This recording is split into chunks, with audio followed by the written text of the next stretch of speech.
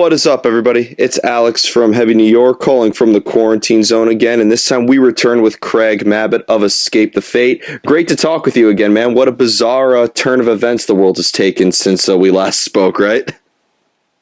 Oh, yeah, 100%. Yeah, I mean, back when shows, who would have thought that back in February when we were talking, and that was a phenomenal sold-out Webster Hall show, who would have thought that the world would be where it is right now? Yeah, I mean, I definitely, it was weird because on that tour, everybody from, my band, the other bands on the road, crew members, we all felt like the Black Plague was going around on that tour. We're like, why is everybody getting so sick? Like, shows were being canceled, people were just feeling like crap. And then we started hearing little bits and pieces here and there that maybe there's a new pandemic going on. And, I remember people talking about, it's just going to be something else like the swine flu, which is something, we had been on the road when that all went down, and it was, you heard about it and it kind of went away. Yeah. And then before we knew it, I believe the very last show was March 4th in Sacramento, California. And we all went home after that tour, and it was like that same week that we all got back to our homes. It was like, there's a pandemic, it's COVID-19, everybody stay in your houses, everybody's getting sick. And I'm like, oh my God, what's happening? And then within a week after we heard about all that, wondering what's going on, I don't know if we're ever going to be able to tour again. It's going to be a while. Yeah, but... And, that's when the rest of the world's like, it'll be over by this month. It'll be over by the summer. Here we are going into Christmas, and I think we're, according to the news, going back to ground zero. The cases in the U.S. are going up. So, it's crazy, man. We'll get through it, but I've been telling a lot of people when all this is eventually over, it's going to be the best era of music, I think, ever, of all time. Oh, I think it's going to be the best era for a lot of things when it comes to entertainment. I think a lot of the things that we used to do just to entertain ourselves, things just as simply as like going to the movies.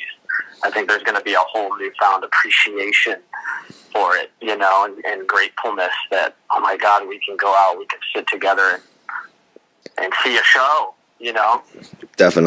Definitely, and we look forward to it, especially seeing you guys on the road with the brand new album Chemical Warfare coming out. One thing I was curious about with the brand new album with Chemical Warfare is that the first song that you released with your collaboration with Lindsey Stirling, could that maybe serve as like a clear representation on maybe the direction Escape the Fate is going into for this album, or is that just like a one-off sort of like tip of the iceberg sort of scenario? That was, as far as Lindsey Stirling featuring on the album, that was kind of a one-off thing. Interestingly enough, she was, we tried to get her featured on the last album. Robert, our drummer, is a huge Lindsey Stirling fan, and was like, dude, let's just reach out to her people. It would be so cool. I think she would sound great on this specific track, and it was an acoustic track. And she got back to us and was super interested, was also a fan of our music. And it was just the timing didn't line up. She had tours, we had tours. We just couldn't get everything aligned. So we tried it again this time around, and it fell into place. Definitely. And she ended up being on this track, Invincible, and I think she adds a lot to it. It sounds great. But yeah, as far as featuring her, it was kind of a one-off thing. And the album's direction is just,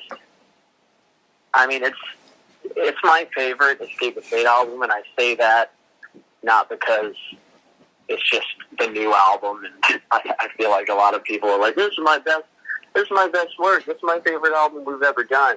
But it really is. There's just something different about it. There's a whole overarching vibe to the whole thing, and I don't really feel like we've had like something like a vibe for the whole album on every album in the past. It's been a great collection of songs, but this one, it just, I don't know, man. It's like I play it and I don't stop listening till the record's over, That's awesome. I don't find myself personally like skipping around from, I really like this one. There's something about this track. There's something about the record in its entirety where you can hear like the history of the band. And I know the history of the band because I'm in it, but it's like you can just hear everything we've gone through and where we are today, and it makes me feel good. So I'm excited for everybody to hear it. That's awesome, and I'm definitely excited to hear it as well. It feels like you guys have always been, always upping your game. Like you're able to like have a sound that resonates with so many people, but you're never afraid to continue your evolution. So it's fair to say that with what you're telling me, this isn't just a sequel or a direct continuation of I Am Human, right? This is almost like a brand new start for Escape the Fate. Yeah, exactly. It's a completely new start. I think it has a lot to do with this now being the longest lasting incantation of Escape the Fate, and definitely 100% going back with John Feldman, who I feel had a huge hand in helping shape Escape the Fate sound when it comes to Escape the Fate when I joined, which was the second album, This War Is Ours. We had some magic there with John, and we haven't been back with John for a record until this one. So it's kind of like reigniting that original flame we had with This War Is Ours, but after 12 years of touring the world and playing music and making records with other hit producers and coming to hell and back, you can just kind of hear it, Did maybe playing This War Is Ours in its entirety last year maybe kind of like help maybe in a way influence this album as well? I think so. Dude, there's so many crazy things about this record that I feel like just fell into place. Like they were completely unplanned, but they just fell into place, and it was a beautiful thing. I'm like, oh my God, we're finally going back in with John for a new album. And we just so happen to be touring the world right now for This War Is Ours 10 years. How crazy is that? And then we finish all these songs and little things like, hey, Walk On. The song Walk On is going to be used for the label's movie Snow Babies. And I'm like, oh my God, that song is perfect. Like, I didn't even have the context of what Snow Babies is about in mind when we were working and writing on that song. I'm like, but that song matches up perfectly with what that film is about. And then even tracks like Chemical Warfare. I'm like, what a perfect title for a record to be coming out during everything that's going on in the world. So it was all these things just falling into place, and it just made me feel really good, like a feeling of deja vu. And my interpretation of deja vu is that means I'm on the right track right now. Like I'm having deja vu because I'm where I need to be at this time, and that's what this album made me feel like. Which is great, because I've said it before, like I've always said that, like, I Am Human is not a continuation of Hate Me and so on and so forth. And, I don't consider Chemical Warfare to be a continuation of I Am Human. I just think it's always a continuation of your evolution, whether it is, bringing back some older styles or experimenting even further. I think you guys kind of have like the best of both worlds. You could pretty much really the sky is the limit for Escape the Fate. Well, I really appreciate you saying that, and I said it before for like the band's new bio, but this is just a new Escape the Fate, like new beginnings. Mm-hmm. Now, you've been keeping busy too with new music, but you're also going to be acting in a brand new horror movie called The Retaliators, which I think is great. I mean, it's always cool when like a musician kind of dabbles into the world of acting. What I wanted to know is there maybe like when you act in a film, do you almost kind of like present yourself in a similar way that maybe people see you on stage? Is there maybe something that ties those two arts together, or is it almost kind of like a new skill that you had to learn?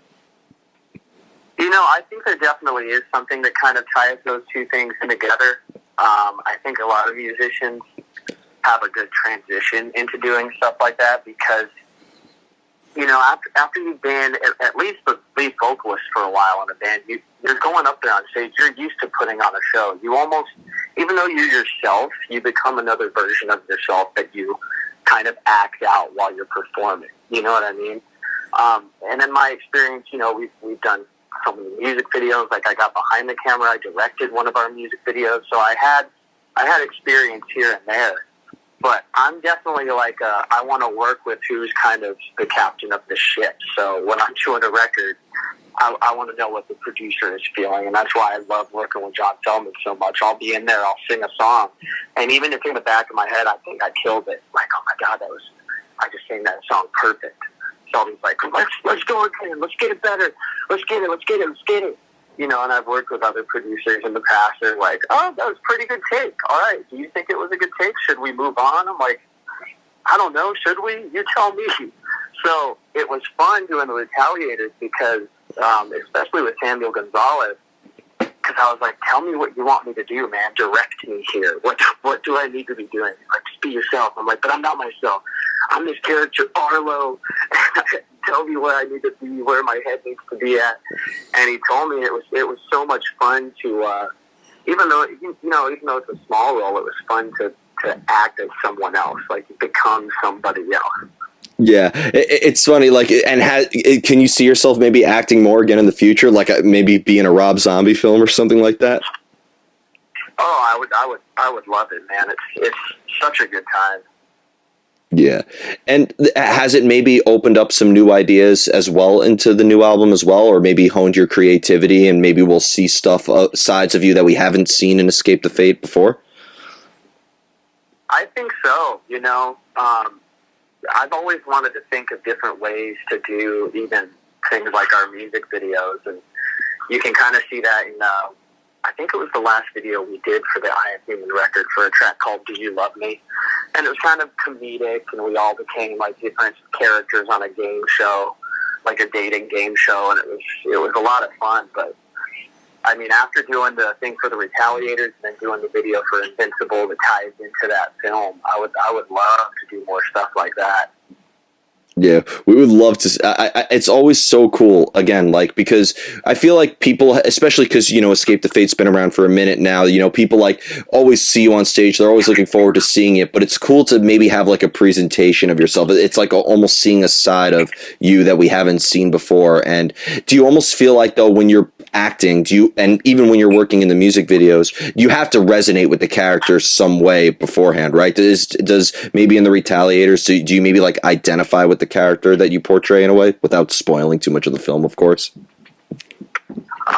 You know, I think there's a way to identify with anything as long as you can mentally put yourself in someone's shoes. You can always kind of find common ground or a connection there. So, in the film, the character Arlo, you know, I'm only in it for a bit, but he's an undercover cop, you know, and he's about to be exposed. And although I have no experience as an undercover agent in my life, it's, you know, he's about to be exposed, and you kind of get in your head, and you're like, okay, let's imagine that everything that you freak out about in your life, like any skeleton in your closet, they're about to be exposed, your whole life's going to be ruined, and you kind of start feeling that anxiety, and you start feeling that common ground, like, oh my God, this guy's cover is going to be blown, the mask is coming off, and it's cool to kind of get in a different headspace, you know.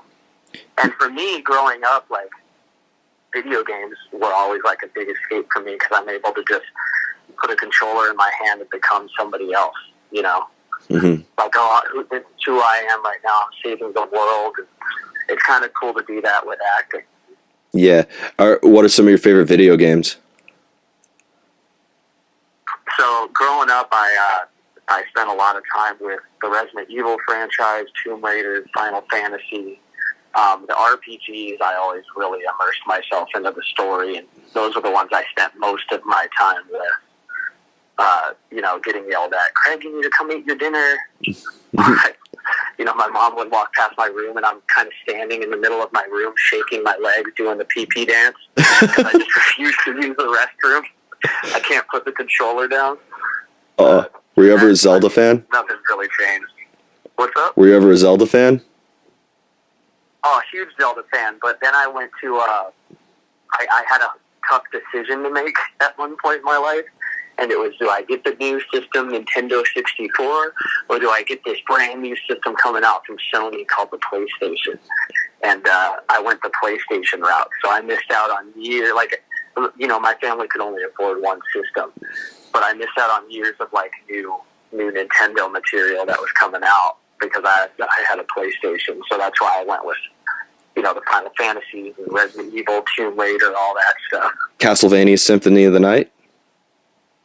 Oh, absolutely. I think I just replayed that a couple months back. That is the best video game soundtrack ever, and the best side-scroller game of all time. You can't, anybody listening to this, you cannot change my mind. Oh, dude, it's so good. Have you played that Bloodstained game? I haven't yet. Yeah, Bloodstained Ritual of the Night. I believe it's the same guy that did Castlevania. It's killer. But yeah, I agree with you. That game is so damn good. Yep. And did you, because Webster Hall, when you guys were here earlier this year, is really close to video games in New York. Have you ever stopped there? I have not, actually. That, if you're ever when you come to New York City again, it's a small little shop, like about the size of like an office space. It has every old school video game system from like the 1960s to now, and like every game ever made. Oh my god. Yeah, it was a hop, skip, and a jump away. Shops on tour. Oh man, if you're ever back in New York City, you got to make that your first stop. Absolutely. Yeah. Now, kind of going back into, the brand new album, Chemical Warfare. You mentioned that, like, maybe the times that we're currently living in with, the uncertainty and the anxiety, has that maybe also influenced maybe the making of this album as well? Or did you guys already have like the songs already kind of written before entering the studio to record it? So we were very much prepared to go in the studio this time around. Like Kevin had 15 demos. I had like fucking 15 demos. The whole band was sending in all these ideas to be ready for the studio. And we get there first day, and, John walks in the room. Okay, what kind of song are we writing today? And we started from scratch. And that's how the record process went. We came in every day, said, what kind of song are we writing today? What's in our heads today? We started work on that track. By the end of the day, we had demo guitars laid down and me singing, a verse, a chorus, a verse, a bridge, and then we had to leave on tour. So the album process was literally 2.5 weeks, and we left on tour.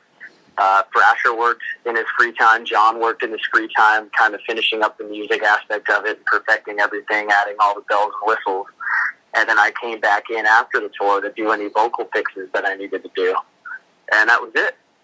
Oh. So we were really prepared going in, and then showed up and just started from scratch. And it was like, it just made you excited every day that you came in the studio, because, you show up the first day and it's like, oh my God, it's something new. Okay, this is exciting. But then you come in the next day, and not only are you working on something brand new, but you're kind of already jamming the demo from what you did the day before. And it just like kept building on the excitement until you're building off this excitement of an entire album that's done. And now I just can't wait to get it out. Yeah. So it's, from what you're saying, it sounds like it was very organic, right? Oh, extremely organic. And that's what I love the most about it. Yeah. I've always said that that's going to be a genre, another subgenre, all organic metal.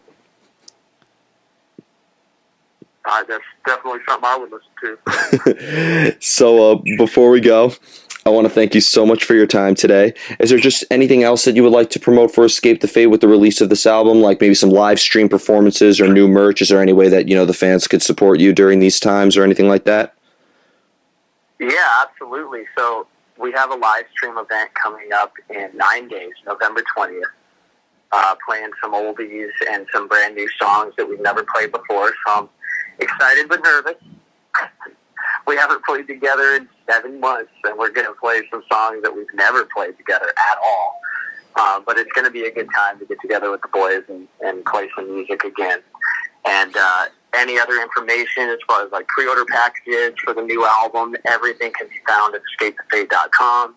That's the best place to get updates of any future live streams before the record drops or any other material.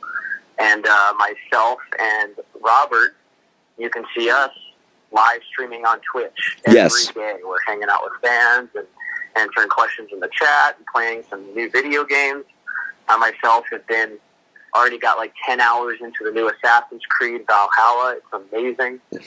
So you can definitely get updates and giveaways for the new album and stuff like that over at our Twitch pages. Mine is just twitch.tv/Craig Mabbitt, and Robert's is twitch.tv/HeyRobOfficial. Okay, and the link to your Twitch is like on all the social medias and stuff like that, because I want to put it in the description for this video as well. Yeah, I'm pretty sure I added it to it's on the Instagram and on the Twitter and stuff like that. You can see it underneath all the links. Awesome. Well, thank you so much, Craig. Great to talk to you again. Everybody, Craig Mabbitt of Escape the Fate, Chemical Warfare, coming out in 2021. Be sure to check out their live stream performance November 20th. This is Alex from Heavy New York. We will see you next time.